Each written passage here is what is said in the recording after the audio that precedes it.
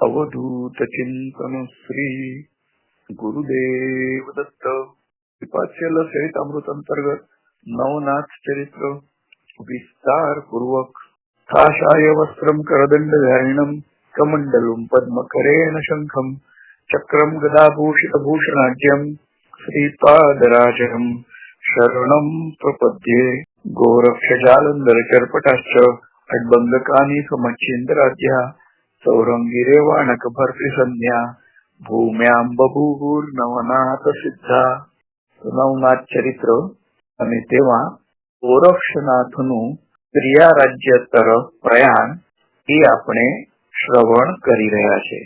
ગત પ્રવચનમાં આપણે જોઈ ગયા એ ગોરક્ષનાથ ને ખબર પડી કે એના ગુરુ અચ્છેન્દ્રનાથ તેઓ પ્રિયા રાજ્યમાં છે અને ખબર પડતા જ એમને થયું કે ગુરુનું દર્શન હું ક્યારે કરું ને એ તીવ્ર ઈચ્છા થકી તેઓ પ્રિયા રાજ્ય તરફ પ્રયાણ કરી રહ્યા છે અને ઈનાપટ્ટમ નામના ગામમાં તેઓ આવ્યા છે અને રસ્તામાં એક નૃત્યાંગના અને એનું જે નૃત્ય કટક હતું એ નૃત્યાંગના કલિંગા નામની જે હતી નાયિકાએ, તો તેઓ પ્રિયા રાજ્યમાં એમનો નૃત્યનો એક જલસો કરવા માટે જઈ રહ્યા હતા અને એમાં ગોરક્ષનાથને થયું કે જો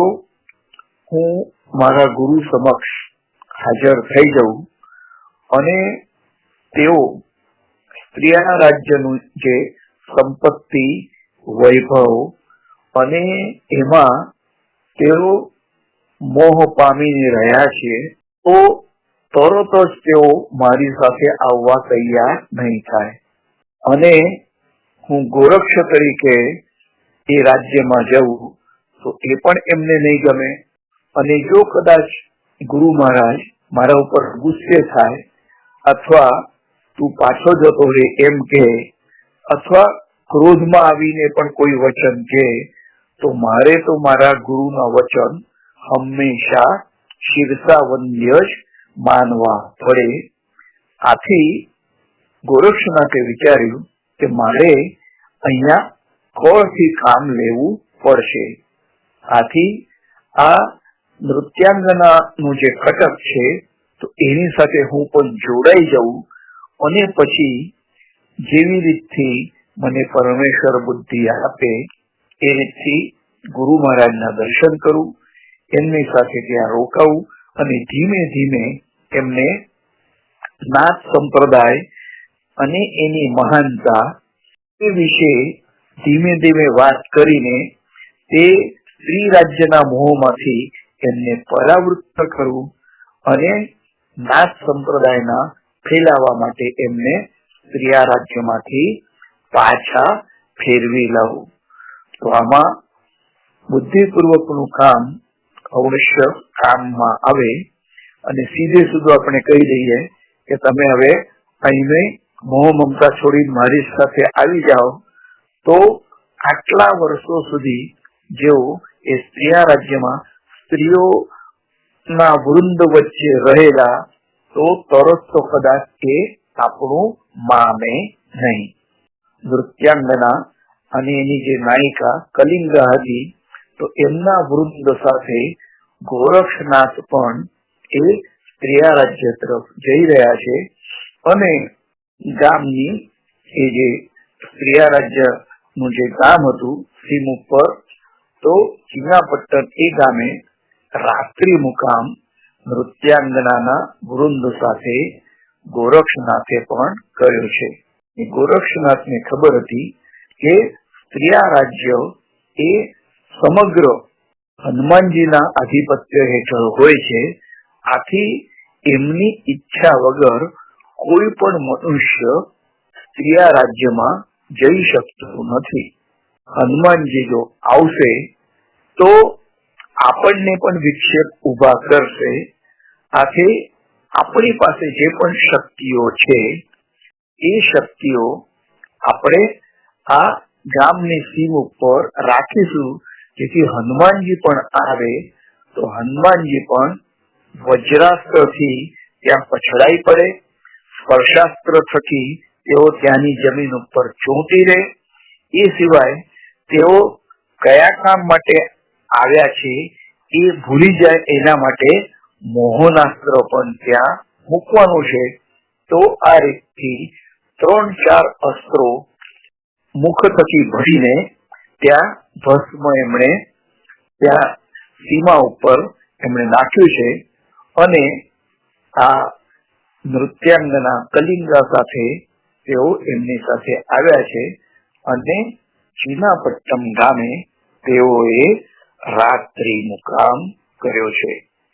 તો ધીમે ધીમે ચંદ્રના કિરણો ક્ષિતિજ ઉપર દેખાવા લાગ્યા છે અને એ રાત્રિની દેવી એને પોતાનું સમગ્ર સામ્રાજ્ય પૃથ્વી ઉપર એ પાથરી દીધું છે. ચંદ્રના પ્રકાશમાં અને રજનીગંધાના શુભ્ર ધવલ પ્રકાશમાં એક પ્રહર વીતી ગયો છે અને હનુમાનજી જે રામેશ્વરમમાં પ્રભુ રામચંદ્રનું સ્મરણ કરતા હતા તો તેઓએ અહીંયા શ્રી રાજ્ય તરફ એમણે પ્રયાણ શરૂ કર્યું છે અને સહજપણે સીમા પ્રદેશમાં તેઓ પહોંચતા જ એકદમ વજ્રાસ્ત્રનો એમના ઉપર હુમલો થયો છે અને હૃદયના ભાગમાં એ વજ્રાસ્ત્ર અથડાઈ ગયું છે. તો મારુતિ પોતે પણ વજ્ર શરીરી હતા, પણ સામેથી વજ્રનો જો એ ઘા થાય તો એનાથી અવશ્ય એમને પ્રહાર તો સહન કરવો જ પડે. તો વજ્રાસ્ત્રનો પ્રહાર એનો ધક્કો લાગતા જ હનુમાનજી મૂર્છિત થઈને ધરતી ઉપર પડી ગયા છે અને એના પછી સ્પર્શાસ્ત્ર પણ હતું. આથી જમન સાથે તેઓ ચોંટી ગયા છે અને તેના પછી મોહનાસ્ત્રનો પણ પ્રયોગ થયો હતો. આથી તેઓ મૂર્છા પામ્યા છે અને તેઓ કયા કામ માટે આવ્યા છે એ કામને પણ ભૂલી ગયા કે કોઈ પણ પુરુષ સ્ત્રીયા રાજ્યમાં પ્રવેશ કરવો જોઈએ નહીં. અને મચ્છિન્દ્રનાથનો શિષ્ય હતો, એને બિલકુલ પ્રવેશ કરવો જોઈએ નહીં. જો મત્સ્યેન્દ્રનાથનો શિષ્ય સ્ત્રીયા રાજ્યમાં જાય અને મત્સ્યેન્દ્રનાથને સમજાવીને પાછો લાવે તો સ્ત્રીયા રાજ્યની રાણીને મેં જે વરદાન આપ્યું હતું તો એ વરદાન પરિપૂર્ણ થાય નહીં. અને એના પછી તો નાગાસ્ત્ર પણ હતું, તો આખા શરીર ઉપર સેંકડો સર્પો વીંટળાઈ ગયા છે. આમ 4 અસ્ત્રોનું આક્રમણ એક સાથે થતા જ હનુમાનજી અતિ વિહ્વળ થઈ ગયા છે અને તેઓ પ્રયત્ન કરવા લાગ્યા, પરંતુ હાથ અને પગ પણ એ પૃથ્વી ઉપર ચોંટી ગયા હતા અને મોહનાસ્ત્રનું પણ પ્રબળ અસર એમના ઉપર થઈ. આથી એકદમ ગતોપ્રાણ જેવા તેઓ થઈ ગયા છે. હનુમાનજી વિચાર કરે છે કે હું કોણ અથવા કયા કામ માટે આવ્યો છું, તો એનું પણ તેમને કઈ ભાન રહ્યું નહીં. અને આ રીતથી એક પ્રહર વીતી ગયો છે અને શરીરમાંથી પ્રાણ જાણે કે નીકળવાનો રાહ જોઈ રહ્યો છે. આંખો એમની સફેદ થઈ ગઈ છે અને મોઢામાંથી ફેલ નીકળવા લાગ્યું છે. પોતાનો કાળ હવે નજીક છે એ જાણીને હનુમાનજીએ પોતાના ઈષ્ટ ભગવાન શ્રી રામચંદ્રજીનું તેમણે સ્મરણ કરવાનું શરૂ કરી દીધું છે. શ્રી રામ જય રામ જય જય રામ, શ્રી રામ જય રામ જય જય રામ, શ્રી રામ જય રામ જય જય રામ, શ્રી રામ જય રામ જય જય રામ, શ્રી રામ જય રામ જય જય રામ, શ્રી રામ જય રામ જય જય રામ. તો પોતાના ઈષ્ટને તેમણે આવાહન કર્યું છે અને પ્રભુ રામચંદ્રજીને તેમણે પોકાર કર્યો છે કે હવે તો તમે જલ્દી મારી નજીક આવો અને મારા ઉપર જે આ સંકટ છે એ સંકટને તમે દૂર કરો, નહીં તો મારું હવે મૃત્યુ નક્કી છે. હે દયાળુ રઘુકુળ ભૂષણ, હે સીતાપતિ, તમે તો ભક્તોના દુઃખ નિવારવા માટે જ તેઓ હાજર છો. વહેલી તકે તમે અહીં આવો અને મારું રક્ષણ કરો. આનંદ સદન અને સંકટ વિમોચક પ્રભુ રામચંદ્રજી, જલ્દીથી તમે આવો અને મારું રક્ષણ કરો. આ રીતથી તેમણે આર્ત ભાવે પ્રભુ રામચંદ્રજીને પુકાર કર્યો છે અને તેમણે વધુમાં કહ્યું કે હે એક વચની, હે એક પત્ની વ્રતધારી, અને મારો આર્તનાદ સાંભળીને તમે જલ્દી મને મદદ કરવા આવી જાઓ. હનુમાનજીના અતિ વિવળ અને વ્યગ્ર વિલાસ ભગવાન રામને કાને અથડાયા છે અને પોતાનો પરમ ભક્ત ઘોર સંકટમાં સપડાયો છે એમ જાણીને પ્રભુ રામચંદ્રજી તરત જ જ્યાં હનુમાનજી એ સ્ત્રીયા રાજ્યની સરહદ ઉપર ભોય ઉપર પડ્યા હતા ત્યાં તેઓ પ્રગટ થયા છે.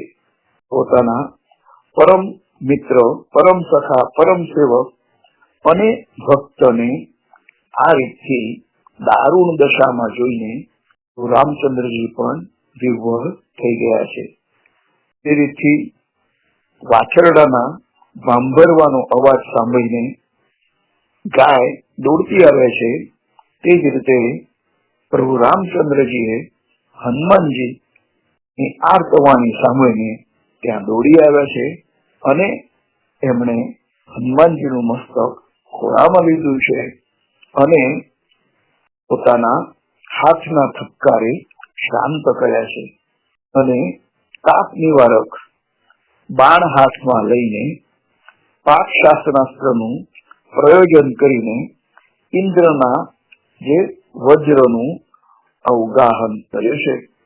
તો આથી તરત જ હનુમાનજીને લાગે વજ્રાસ્ત્રનું નિવારણ થયું છે અને તેની પાછળ વિભક્તાસ્ત્ર એમને છોડી છે, તો જેના થકી સ્પર્શાસ્ત્રથી તેઓ જમીન પર ચોંટી ગયેલા હતા, તેના થકી તેઓ જમીનથી વિભક્ત થયા છે. સ્પર્શાસ્ત્રનું પણ નિવારણ થયું અને જે હાથ પર વીંટળાયેલા સહસ્ત્ર ફણાધારી નાગ એમને વળગી પડ્યા હતા, તો એમની પોતાની જે નાગચૂડની પકડ હતી એ એમણે ઢીલી કરી છે અને નારાયણ સ્વરૂપ શ્રી રામને પ્રત્યક્ષ હાજર થયેલા જોઈને શેષનાગ તરત જ હાથ જોડીને તેમની સેવામાં તત્પર થયા છે અને પ્રણામ કરીને પોતાના સ્થાને બધા જ સર્પો જતા રહ્યા છે. તે પછી મોહનાસ્ત્રનું પણ નિવારણ થયું છે અને અંજની સૂત મારુતિ ધ્યાનમાં આવ્યા છે અને પોતાના આરાધ્ય દેવ ભગવાન શ્રી રામચંદ્ર ને જોઈને તેઓ અતિ આનંદમાં આવ્યા છે અને તેમના ચરણ કમળમાં ગદગદ થઈને તેઓ ઢળી પડ્યા છે અને કહેવા લાગ્યા કે હે દેવાધિદેવ, આજે આપે મારા પ્રાણ બચાવ્યા છે અને મારા પર એવા અમુક અસ્ત્રોનું આક્રમણ થયું કે જે મેં આજ સુધી કદી પણ જોયું ન હતું. જાણે સાક્ષાત મહાકાળે મારા પર આક્રમણ કર્યું અને મારી અંતકાળ જાણે મારો નજીક આવ્યો હતો એવી મને દશા થઈ છે. પણ હે દયાના સાગર, તમે મારી વિનંતી સાંભળીને તત્કાળ ભારે થયા છો અને મારો તમે છુટકારો કર્યો છે. તો આ દાતાનું દાસ પર આપે અગણિત ઉપકાર કર્યા છે. હું તો અતિ પામર છું અને તમારો એકમાત્ર બાળક જ છું. હનુમાનજીની આવી આર્જવભરી વાણી સાંભળી કરુણાસાગર પ્રભુ રામચંદ્રજી અતિ પ્રસન્ન થયા છે અને પોતાના બે હાથે મારુતિને ઉઠાડીને હૃદય સરસા ચાપ્યા છે. તેના આંસુ લૂછ્યા છે અને અત્યંત ભાવપૂર્વક કહ્યું કે હે વત્સ, તારે માટે 3 વખત હું દોડી આવ્યો છું અને તારી લીધે 4થું અસ્ત્ર બંધન મુક્ત થયું છે. તો એવો કોણ તારો શત્રુ છે તે મને તું કહે. તો ત્યારે મંદ મંદ હસતા હનુમાનજીએ કહ્યું કે હે પ્રભુ, મારે માટે સંકટ પણ અકલ્પિત લાભ સમાન છે, કારણ કે આવું સંકટ આવ્યું અને મેં તમને આર્ત પોકાર કર્યો, તેના થકી મને તમારા પણ દર્શન થયા છે. તો હવે આ સમયમાં કળિયુગમાં એવો તે કોણ ક્ષત્રિય રહ્યો છે જે મારો શત્રુ હોઈ શકે? એટલે મને તો લાગે છે કે નાથ સંપ્રદાયના કોઈ નાથ યોગી એવો સમર્થ હોઈ શકે અને એને આ અસ્ત્રોના બંધનમાં મને જકડી લીધો હોય.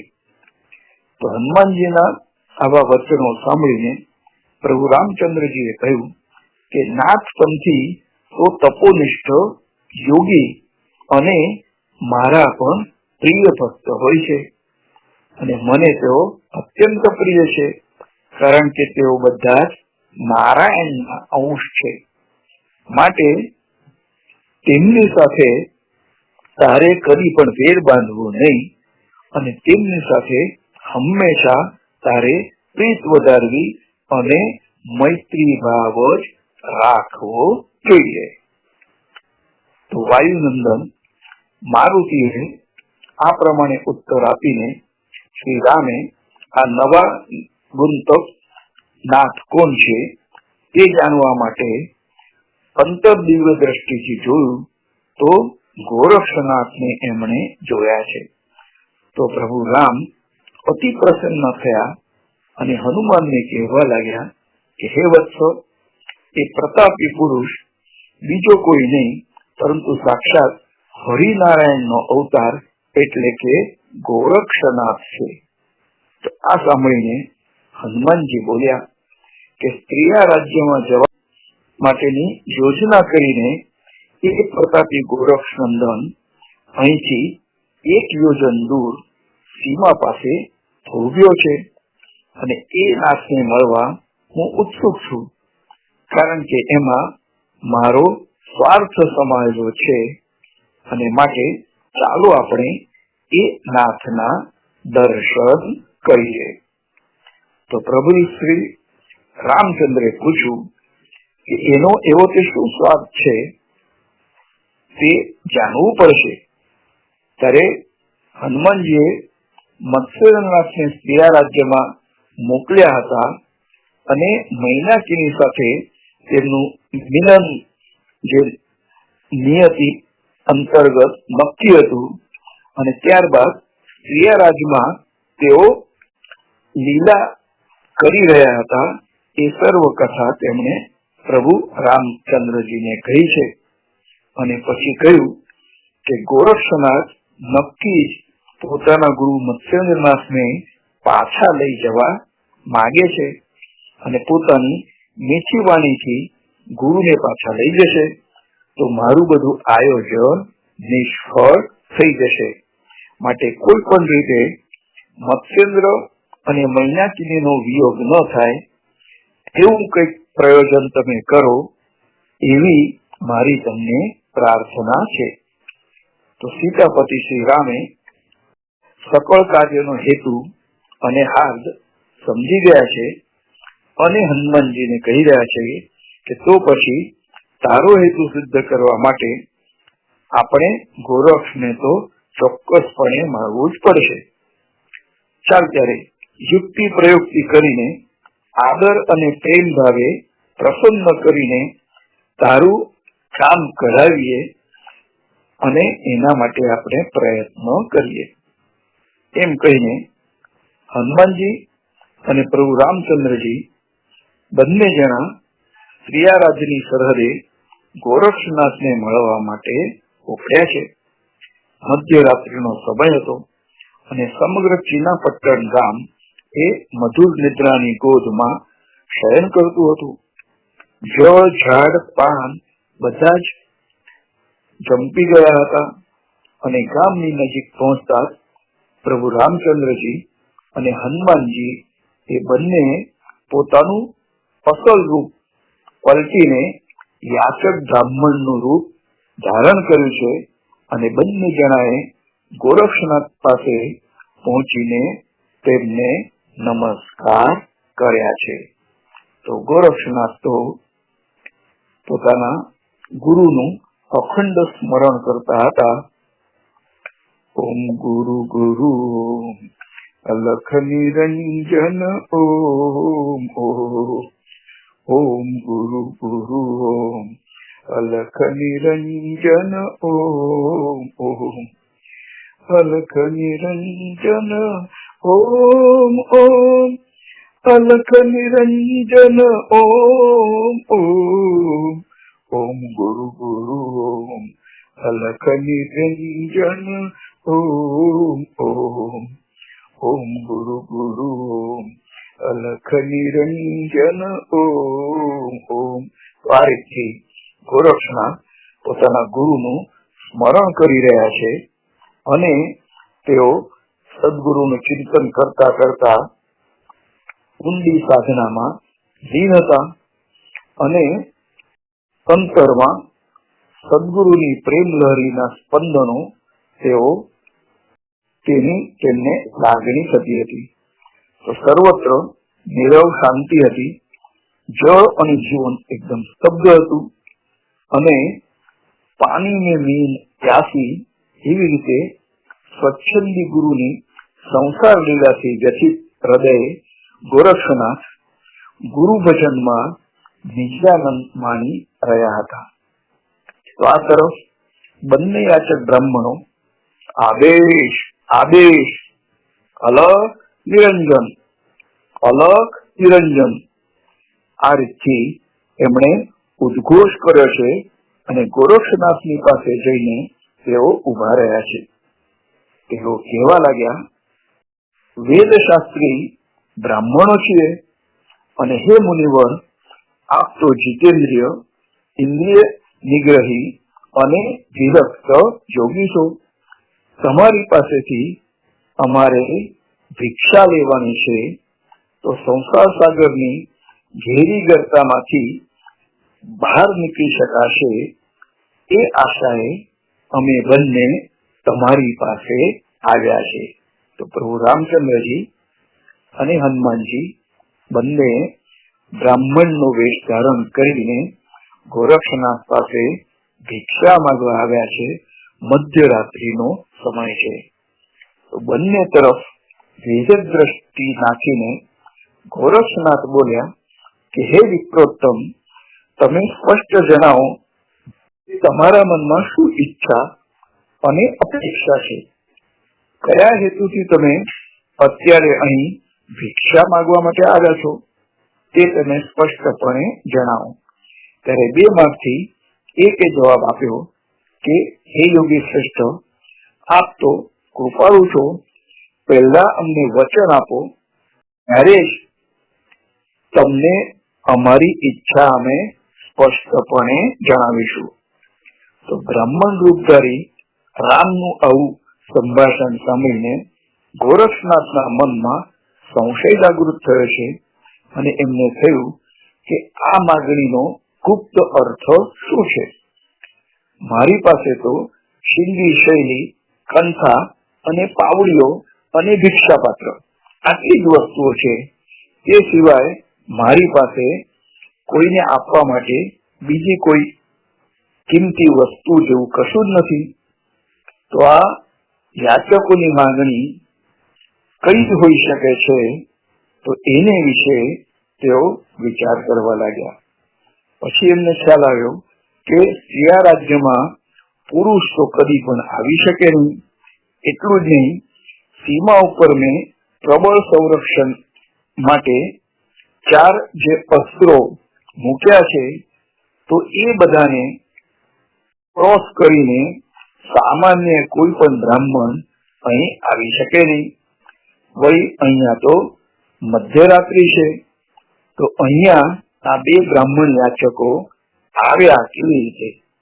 નક્કી એ માનવી નથી, પણ ગુપ્ત વેશધારી કોઈ ગંધર્વ છે, કાં તો દેવતા છે. આવું મનમાં વિચારીને અંતરદ્રષ્ટિથી તેઓ તપાસ કરવા લાગ્યા અને સાવધપણે બોલ્યા કે હે ભૂદેવો, સીમા પર અસ્ત્ર શસ્ત્રની ચોકી મેં મૂકી છે અને સ્ત્રીયા રાજ્યમાં કોઈ પણ પુરુષ તો પ્રવેશ કરી શકતો નથી, એટલે તમે સામાન્ય ભૂદેવ નથી, તો અહીં આવી શકો એ શક્ય જ નથી. તો મને એટલો બુદ્ધિહીન તમે માનશો નહીં કે હું તમારી વાતમાં આવી જાઉં. માટે તે મહારાજ, તમે અસલ સ્વરૂપે પ્રગટ થાવ. તો આ સાંભળીને બંને જણા એકબીજા તરફ જોઈને હસવા લાગ્યા અને એમને લાગ્યું કે હવે તો આપણે પ્રગટ થવું જ પડશે અને આપણને આ નાથ યોગી જાણી જ જશે.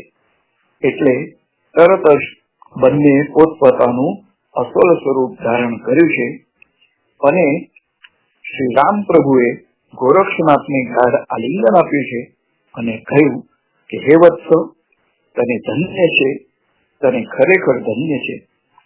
તારા નાથ પંથને પણ ધન્ય છે અને અમારા આગમનનું પ્રયોજન એટલું જ છે કે આ મારુતિની ઈચ્છા છે કે તમારે અહીંથી મત્સ્યેન્દ્રનાથને પોતાના દેશમાં લઈ જવા નહીં, કારણ કે મારુતિએ મેનાકિનીને આ બાબતમાં વચન આપ્યું છે અને તેનો ભંગ તમારે કરવો નહીં. તો આજ અમારી માંગણી છે, આજ અમારી યાચના તમારી પાસે છે. પ્રભુ રામચંદ્રજીના વચનો સાંભળી ગોરક્ષનાથે કહ્યું કે હે પ્રભુ, મારે માટે તો આ બિલકુલ શક્ય નથી. મને દુઃખ છે કે તમારી આજ્ઞાનું હું પાલન કરી શકું તે નથી. આ વાનરરાજ ની તમે બુદ્ધિ તો જુઓ કે મને યોગાભ્યાસી કહીને બિરદાવે છે અને મારા ગુરુદેવ યોગથી વિપરીત તેઓ સ્ત્રીના મોહપાશમાં તેઓ જકડાઈ ગયા છે. તો તેમને સ્ત્રીઓથી પરાવૃત્ત કરીને હું અવશ્ય મારી સાથે સ્ત્રીયા રાજ્યથી દૂર લઈ જઈશ અને અમારો જે નાથ પંથ છે તો એના પ્રચાર માટે મત્સ્યેન્દ્રનાથને સ્ત્રીયા રાજ્યમાંથી બહાર અવશ્ય લઈ જવું જોઈએ અને એના માટે જ હું જઈ રહ્યો છું. આથી એ સિવાય તમારે બીજું કઈ માગવું હોય તો ભલે તમે માગો, પણ એ તો હું તમને તમારી જે ઈચ્છા છે તે હું આપી શકું એમ નથી. તો આ સિવાય તમે મારો પ્રાણ પણ માગો તો તે પણ હું તમને આપી શકું છું, પણ મારા ગુરુને તો હું અહીંયાથી અવશ્ય પાછો વાળીને લઈ જઈશ. પછી ભલે આકાશ તૂટી પડે કે મેરુ પણ ઉથલી પડે અથવા પૃથ્વી રસાતળમાં પણ ડૂબી જાય. મારા ગુરુદેવને મૈનાકિનીના મોહપાશમાંથી છોડાવવો એ મારું પ્રથમ કર્તવ્ય છે અને હવે એમાં હું ક્ષણનો પણ વિલંબ કરી શકું એમ નથી. તો આ મારો દ્રઢ નિશ્ચય છે.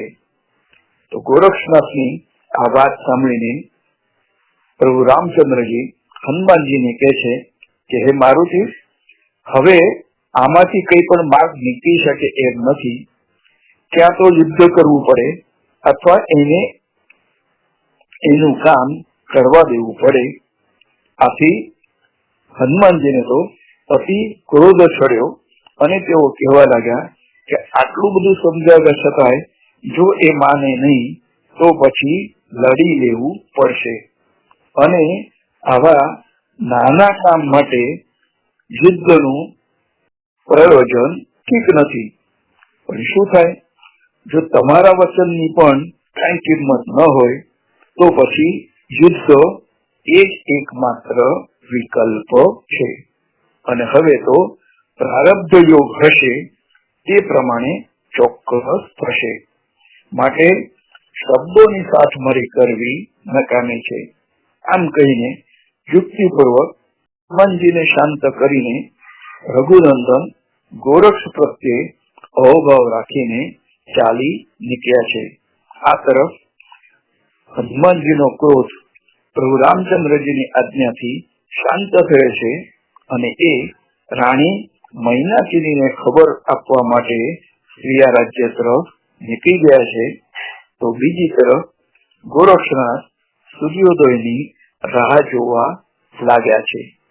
તો આ રીતથી ગોરક્ષનાથ સ્ત્રીયા રાજ્યમાં પ્રવેશ કરતા હતા એના પહેલા હનુમાનજી અને પ્રભુ રામચંદ્રજી સાથે એમની મુલાકાત થઈ છે અને સ્ત્રીયા રાજ્યમાંથી મત્સ્યનાથને તમે પાછા લઈ ન જશો એવી જે વિનંતી હનુમાનજીની હતી તો એ વિનંતી ગોરક્ષનાથે સ્વીકારી નથી અને એ રાત્રિ સમાપ્ત થઈ અને પ્રભાત થતા જ તેઓ સ્ત્રીયા રાજ્ય તરફ પ્રયાણ તેમણે આદર્યું છે અને મધ્યરાત્રે જ હનુમાનજી મૈનાકીની રાણીને મળવા નીકળી ગયા અને મૈનાકીની રાણીને તેમણે શું કહ્યું એ આપણે આવતા પ્રવચનમાં શ્રવણ કરીશું.